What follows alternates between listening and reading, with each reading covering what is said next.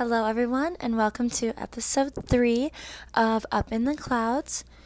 Today's episode is going to be focusing on my journey with anxiety, panic attacks, depression, and post-traumatic stress. I kind of want to do like what I did in the last episode where I started off with some like stats and stuff. So, anxiety is the most common mental illness. It affects 40 million adults ages 18 or older, and only 36.9% receive treatment. So, that's a pretty low number, in my opinion. So, there's so many people out there who are struggling with this, who don't get any sort of treatment, and it's a really hard mental illness to manage. It can affect your personal relationships, like friendships, family, relationships with a significant other. It can affect work, it can affect school, it can affect everything. So for 36.9% only to receive treatment, I feel like that's pretty low. 6 million people suffer from panic attack disorder. 7.7 million suffer from post-traumatic stress. So I think I'm going to do like one by one, and then they kind of all tie together anyway. So when I took the time to really think about where my anxiety really started, I always assumed it started after my relationship. My one that I talked about in the last episode, my first relationship. But when I really, was thinking about it and kind of, going through this journey of repressing these memories from not only childhood but from high school, I've kind of always had anxiety. When I, even like back to when I was younger, a specific memory that kind of pops up when I think about where it started was, being in elementary school, and you had to do everyone had to read like a paragraph around the room, like where you're in your rows, like through your rows, you'd have to read. And I would count how many people were before me, and then I would count the paragraphs and read the paragraph over and over and over and over and over in my head until it sounded perfectly, so that when it was my turn, I wouldn't sound stupid. I would look for words I couldn't pronounce, so I would make sure I would say those words like a million times so that I would pronounce them perfectly. And like I said, so when it would get to my turn, I wouldn't mess up, I wouldn't say anything dumb, I wouldn't, embarrass myself, which was my biggest worry all the time. So that kind of is where, really thinking about it, anxiety kind of roots back to me being younger. I would never want to order at a restaurant, and I still get weird about it. I will still read what I'm going to order like a million times in my head. So when I'm saying it to this waitress or waiter, I don't sound dumb. I still do it to this day. But yeah, I think I don't even know how old, maybe 13, until my parents finally, my mom specifically, started to just force me to order my own food, just because it was I should be ordering my own food. I shouldn't be afraid to order my own food. So yeah. But when I was in therapy during high school, like I had mentioned, was when I was fully diagnosed with anxiety. So I was a sophomore in high school, which kind of relates to the panic attacks, which is the first panic attack I ever had was from my relationship. We had gotten a big fight, and I just remember being so upset and so afraid that he was going to leave me, to the point where I could not breathe, physically breathe. I've ever been in a wave pool and you get stuck under a wave? It was just going under a wave like over and over. I couldn't catch my breath. I couldn't feel. I truly was like, oh my God, like I'm having a heart attack. That's what it feels like. And that first time I ever had it was like one of our first like really big fights. I haven't had one in like since last summer, I think. So a year and a half. So that's really amazing. I mean, there was a point in my life where I couldn't even go to Walmart without having a panic attack, or I couldn't go to class without having a panic attack, or basically anywhere. I'd say a year and a half is definitely we came a long way. I don't take medication for my anxiety. When I was in my second relationship, I consider like relationships that were long term. So my first relationship that was abusive, it was like 2.5 years, and then my second real relationship was on like a year solid, and then like on and off for 2 after that.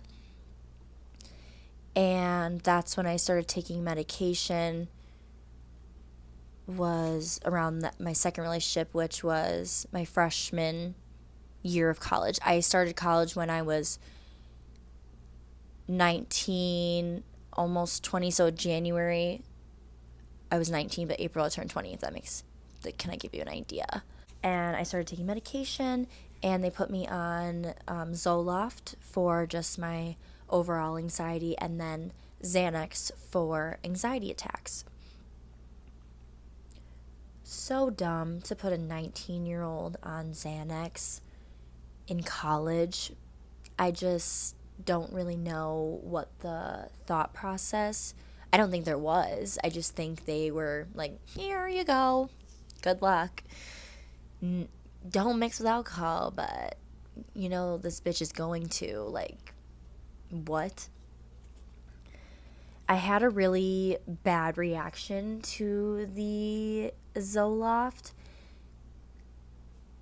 So the first time I took it, it was like fine, but I really didn't take it very long because I realized how awesome the Xanax was at making me feel nothing. And growing up your entire life being an empath and feeling everything and everything that everyone else is feeling around you, to not feel anything was euphoric.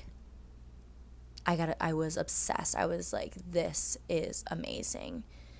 And right after I started taking these meds was when me and my second relationship like ended things. So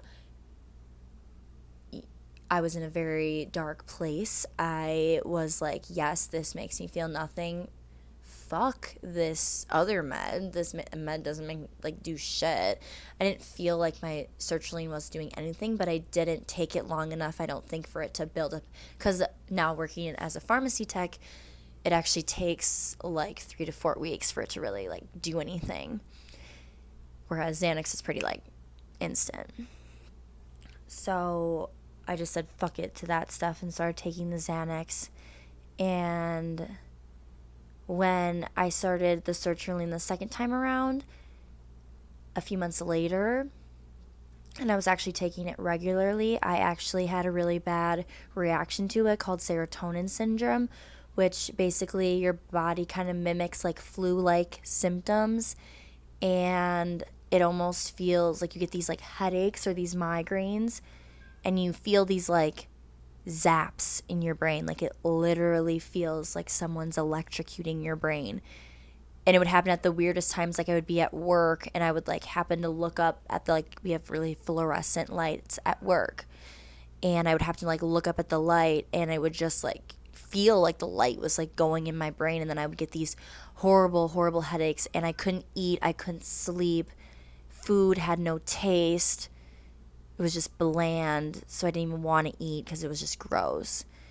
And then when I was kind of explaining to my pharmacist at the time like what I had been experiencing, he told me that it was serotonin syndrome. and to slowly stop taking it, because you can't just like cut when you've been taking it for a decent amount of time. You can't just like stop taking it. You have to like wean yourself off of it. So he, helped me wean off of it and was like, yeah, you can't take this certain classification of antidepressants. There's like different classifications, and the certain one that my brain was sensitive to was called an SSRI, which is majority of the meds that they put people on for depression or anxiety. It's the major class of, anxiety meds, depression meds, whatever. So now, and then I had backtrack, really bad issue with Xanax, because I, was in a bad place. I just didn't want to feel anything. And it was amazing. And I would drink and I would just feel nothing. I would just feel so free and happy. But I really wasn't happy. It was like fake happy. And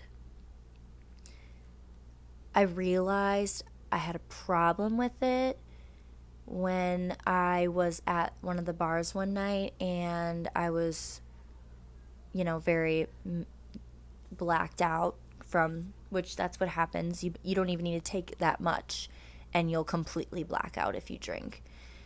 And my ex-boyfriend, apparently, I don't remember this at all. This is from his, what he had told me. I still to this day don't remember and don't know, like it will just never come back. There's a good like 6 months of my life that I don't remember from. He said he came up to me and I apparently looked at him like I had no idea who he was, and I was like, don't fucking talk to me, like who the fuck are you? And that's another thing, Xanax will make you very aggressive. At least that was my experience. I was very aggressive on it. And he said I like ran away from him. And I mean, having a relationship with somebody for that long and not being able to recognize them because you're that, blacked out, that's when I was like, okay, yeah, I have a problem. And, at the time I was living with two girls, and one of her boyfriends had an issue with it too, but his was way more extreme than mine. So I obviously saw that, how, he was at a different point with it than I was. And I was like, oh, like that's going to be me. It was like a wake up call. It was like, oh, I didn't recognize my ex-boyfriend. This is in front of me. Oh, this is what it's going to turn into. Like, I need to. So I stopped. I didn't take it probably like a good, like 5 months. And then I think, yeah, this was the last time I ever took it was a few months later. We had all gone out, and there had been some things that had happened a few months before that I will get into, that, when I would drink, I would get very upset. And I was just, I went into the night in a very dark place, and I got very, very drunk. And the boy that I was talking to at the time spent the night, hanging out with another girl, like right in front of me, and just didn't even talk to me.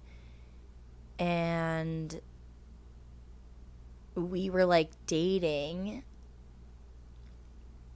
So it was like more like he was like dancing with her and like looking at me, like, yeah, I don't know. It was just like he knew how I felt about this girl. They were like friends, but I like knew, like, that's what sucks about being like an intuitively like tuned person, is that things even if they don't know that or they might not even know themselves. Like, you just know things. I mean, obviously anxiety can fuck with like your gut feelings sometimes, but majority of the time your gut feeling is right. And I knew there was like always something weird between them, and come to find out, if like a few months later, I was completely right and they were banging the entire time. So Yeah, I know things. Like behind my back. Like we were basically dating and he was banging his girl best friend like that whole time. And I'd gotten really upset and I was, like I said, very, very drunk, and I was, dealing with some other things, and then that was just kind of like the icing on the cake. Like a lot of things had been going on in my personal life, and then I had to watch that happen in front of me, and I just felt worthless, and I felt the lowest I have felt, in so long. And so I went home and I had like 7, I think, just chilling in the bottle that I, stopped taking. And I took them all. And I was chasing them with alcohol, just downing them, wanting, knowing, hoping that it would kill me. That was probably one of the lowest points I'd ever been in my life. Like, even, you know, since high school. A lowest point that I had been in my life since high school. And yeah, thankfully I was texting people and clearly making no sense. When I read the text, when I finally like blacked in to like look at my phone, they made absolutely no sense. It was just characters, not even words. And I don't even remember who, but someone had called my roommate at the time and was like, "Are you home? I'm texting Courtney. She's making no sense. She can't even speak words. It's just gibberish." And she came in my room to me just chilling with a bottle in my hand, like the alcohol bottle. And she's like, "What's up?" And I was like, "What's up?" Like, it was just like she knew that something wasn't right. And to be honest, I don't even remember like what was even said, because I feel like at that point it kind of all like was hitting, because I just remember her walking into the room and me being like, "What? Like, what are you doing in here?" Because like I said, it made me very aggressive. And that's kind of like the last thing I remember. And then I woke up like a day later, day and a half, because that was like a Thursday night, I think. And then I don't remember really waking up until so a day, like the next day. Maybe like the following morning. So like a day, I don't even know. All I know is I woke up and an entire day had been gone for sure. Like there was a whole day I just don't remember. It was just like I was off and on sleeping. I don't know if I was like fully sleeping for that time, but I just remember waking up and looking at my phone and being like, "It's not Thursday anymore. It was like Saturday, I'm pretty sure." And I was like, "Oh my God." So that was the last time. And I'm very proud of myself because, I mean, it's kind of a trigger when I wanted to drink was to take it. So, being in college and everybody always drinking, it was hard to like not want to do it. I mean, don't get me wrong, I wanted to do it, but I didn't. I stopped for some reason after that. And yeah, there's not that many people that know that story. So thank God we got away from Xanax, because that shit's scary as hell. So, the post-traumatic stress. I think my first, that abusive relationship was very traumatic. But the first real traumatic event in my life was probably, no, it was my parents' divorce. My parents got divorced when I was 8. I was in 3rd grade, so whatever age you are when you're in 3rd grade. But before they got divorced, I mean, they fought. Like, it wasn't just like bickering, like fighting. Like, I remember my brother and I like listening to the door, like with our ear to the door, like hearing what they were fighting about. And I don't even remember specifics. I just remember the yelling and the sound of things being thrown or whatever. But the leading up to the divorce, it was really just awful. It was like eggshells all the time. Anything would trigger them. It was very fight of power between them. And then they did it. They just finally were like, this is it. At first, they were like, oh, it's just going to be a separation. We'll work it out. We just need some time apart. And then it wasn't. Though I think they just said that. I don't know if they actually truly believe that or they just said that to make for us, like the children. And then my mom got into some trouble after they got divorced. So they had split. I don't know if it was necessarily joint custody or I think it was. But my mom had gotten into some trouble and she was like on an occupational license. And I don't know this true story if it was the court said that she couldn't see us or if it was my dad because she got in trouble. Like, I will never really know. And I don't really, it's not that I don't care to ask. It's just not, oh, mom. Yeah, I mean, how do you really bring that up without bringing it all up, you know?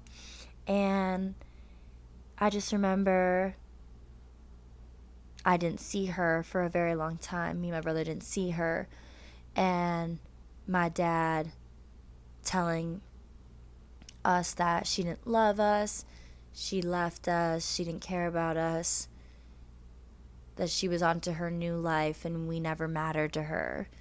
Like, instilling that. And, being so young, you believe a lot of the things that your parents tell you. So, and being so vulnerable too, like, I was always trying to get my parents' attention. I was always trying to get them to love me. I always would try so hard to feel loved because they didn't make me feel loved. And when the one parent, my dad was worse than my mom. My mom was like, when we were younger, I feel like she was not nearly, like, she is completely different now than she was when I was younger. Like, she was not as affectionate when I was younger like she is now. And he was not affectionate at all. He's still not, even to my younger siblings, my younger sisters. He is not affectionate at all.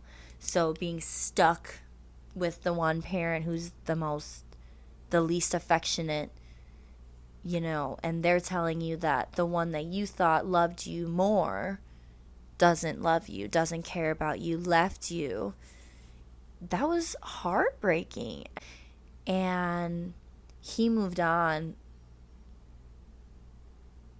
within months. Like, he had a new woman living with us not even like 8 months later. I don't even know. Like, I think the divorce takes like 9 months to be finalized, and I'm pretty sure she was moved in before the divorce was even finalized.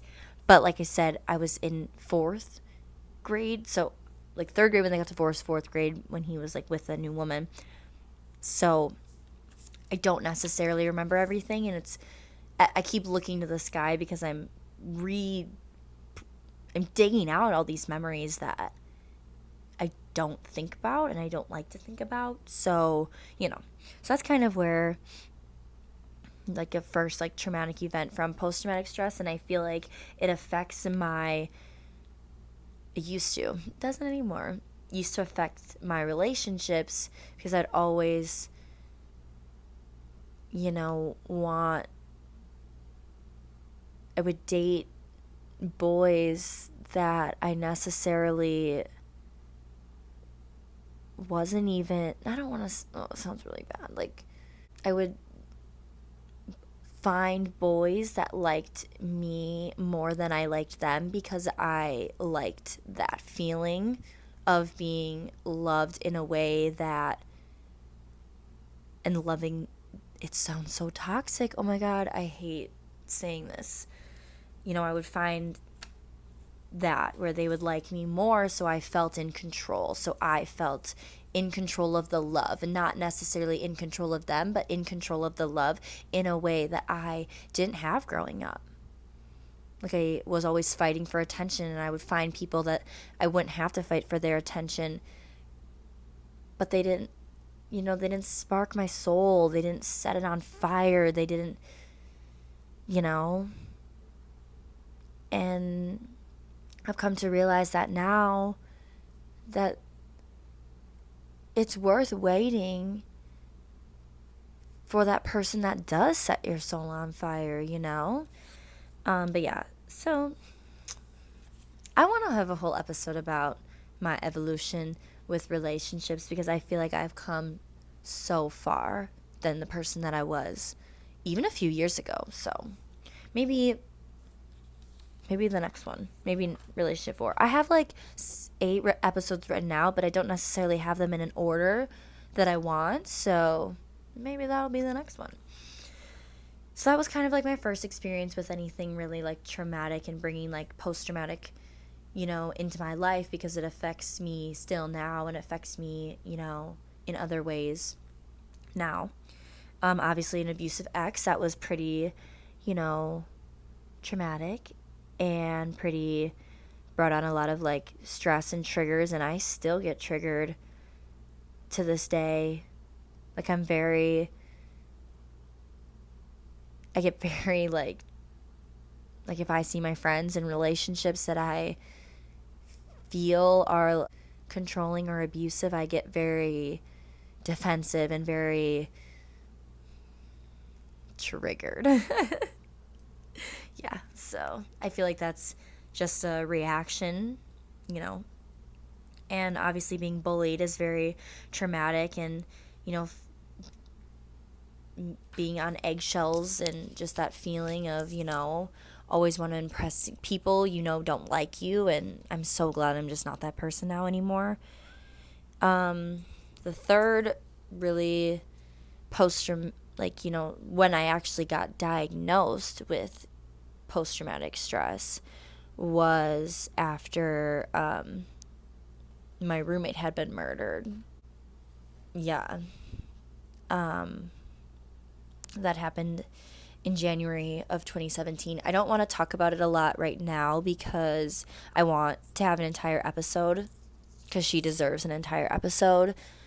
And just because I am not in that place yet where I am necessarily ready to heal. I don't really know if I ever will be, but obviously like talking about this is a healing experience for me, and that's just not something I'm ready to really go into. But she I'll give a very little story for the, if you're watching this and you don't know. My roommate went to Mexico on winter break, and she never came back. She was murdered. I'll go into more details when I get to her episode. But it was very, very traumatic, and, having that empty room, and just like walking by that every day, and, that person, like that's your person, like your number one person, just be taken from you. And not only just taken from you in general, but taken from you in such a horrible way, is still very, very hard for me to deal with to this day. And it's still very real. Like it's still very, like her case is still open. So I don't necessarily know, when, I don't know when it'll feel real. Like it feels real in like certain aspects, but in some ways it doesn't. At the same time, it's very weird.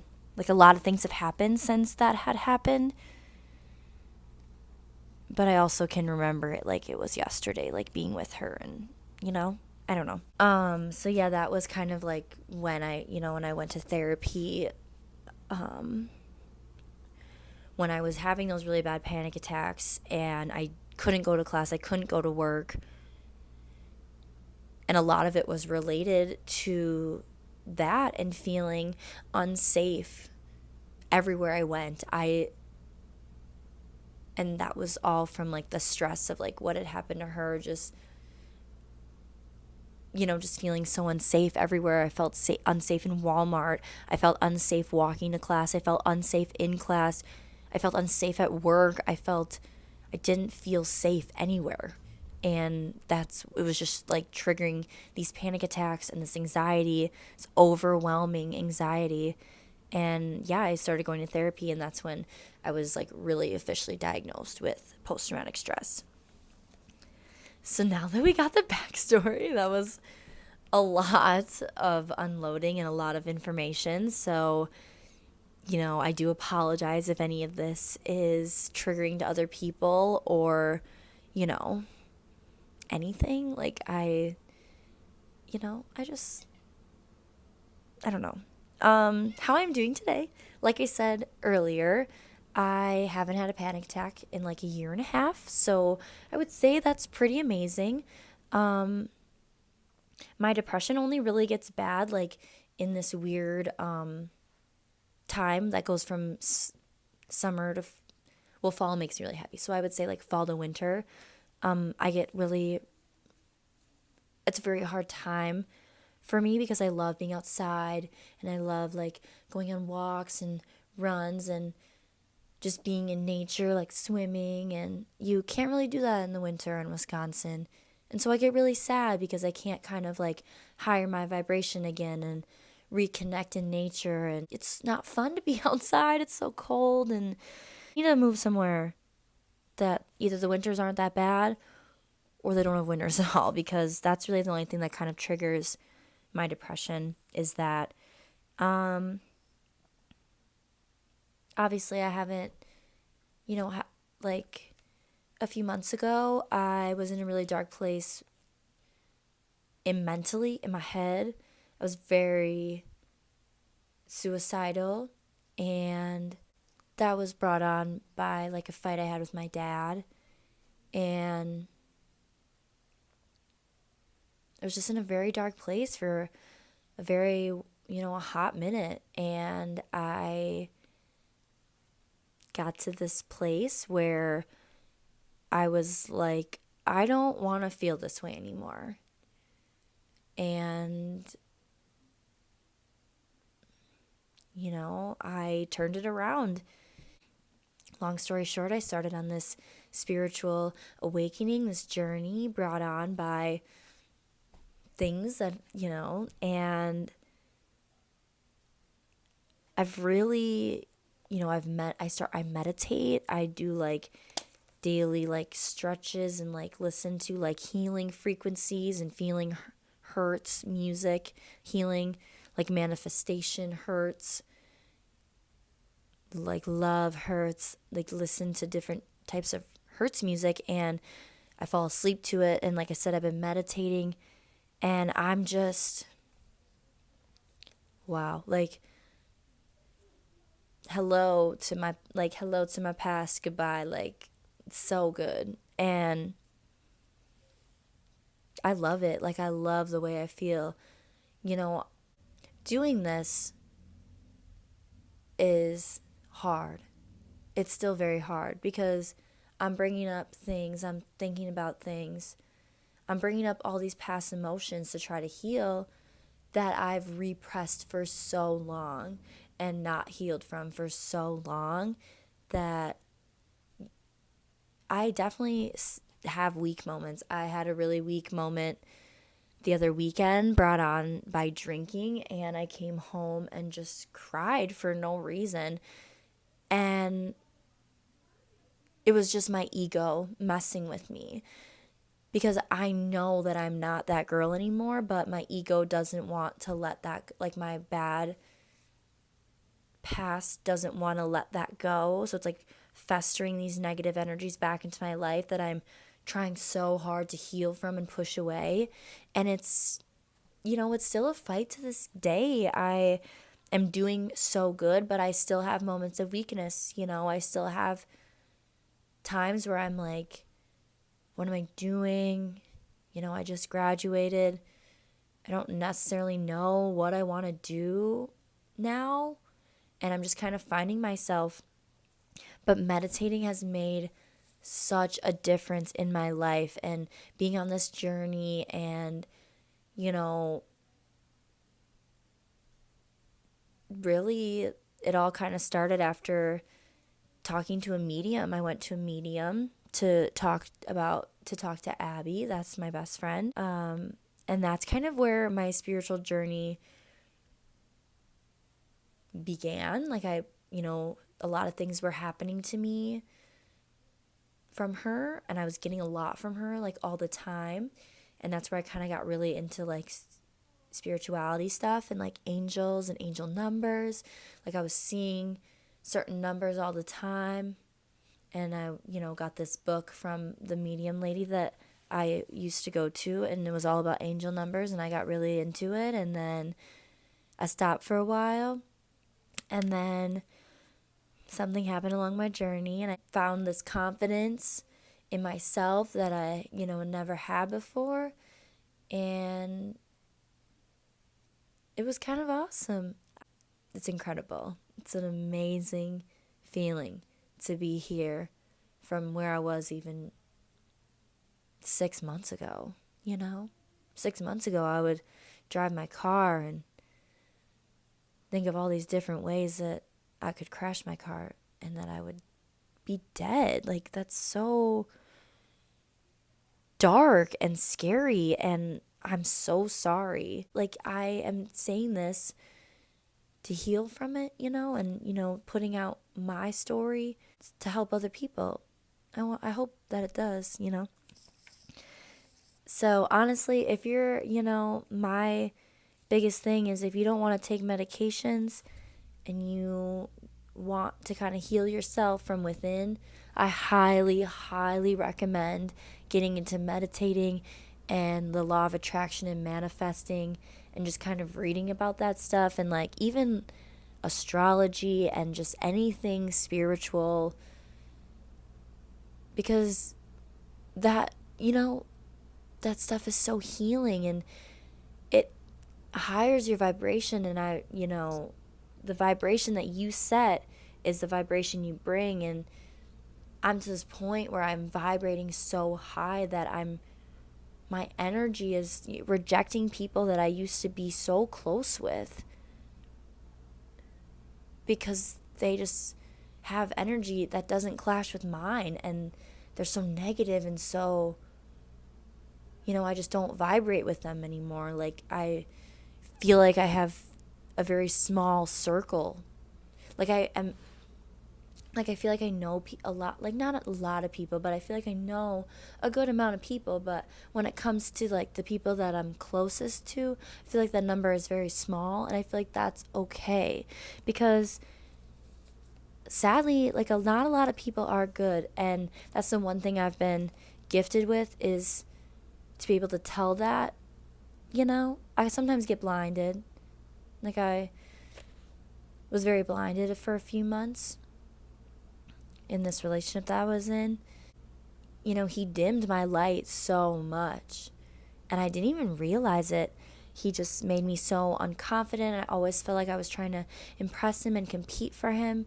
And, to meet people now that I don't have to impress, even when it comes to being friends, kind of realize that that's the people you want to be around. Friendships, relationships, people you don't always have to constantly impress. And people that want to control you or change you or whatever.